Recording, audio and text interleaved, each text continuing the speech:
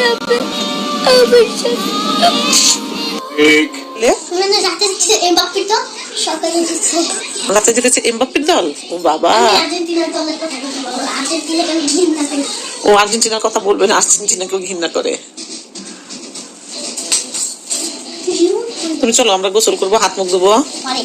হ্যাঁ পরে কেন দাদা ভাই? বেলা হয়ে গেছে, নাস্তা তো খাইছো, ঘুমের মধ্যে একটু খাওয়াইছি, কিন্তু এখন লাঞ্চ করতে হবে না? হ্যাঁ লাঞ্চ করতে হবে না? কি লাঞ্চ করবা আজকে? তোমার জন্য কি লাঞ্চ করেছি জানো? বিফ আর ঢেঁড়স ভাজি। কেন বিফ খাবা না কেন দাদা ভাই? বিফ। 5 বছরের অবুঝ শিশু রিজিক মাত্র 3 মাস আগে যে কিনা তার মাকে হারিয়েছে চিরতরে, আজ নিজের চোখের সামনে একমাত্র আশ্রয় নিজের বাবাকেও পুলিশের গাড়িতে করে কারাগারে চলে যেতে দেখল সে। এই নিষ্পাপ শিশুটির জীবনে নির্মম ট্র্যাজেডির দায় আসলে কার? আজ ঢাকার একটি আদালতে দীর্ঘ আড়াল ভেঙে আত্মসমর্পণ করেন ছোট পর্দার জনপ্রিয় অভিনেতা জাহের আলভী।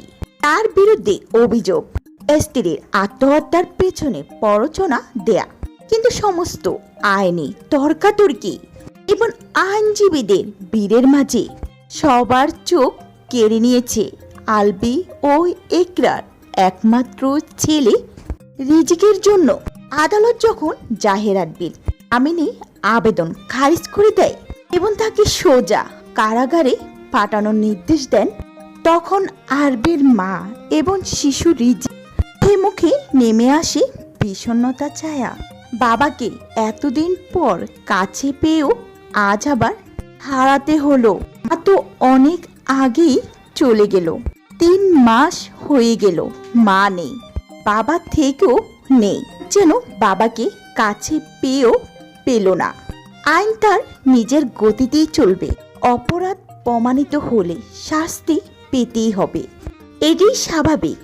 কিন্তু এই পুরো ঘটনার সবচেয়ে বড় ভুক্তভোগী কিন্তু এই নিষ্পাপ শিশুটি, যার কোনো অপরাধী ছিল না।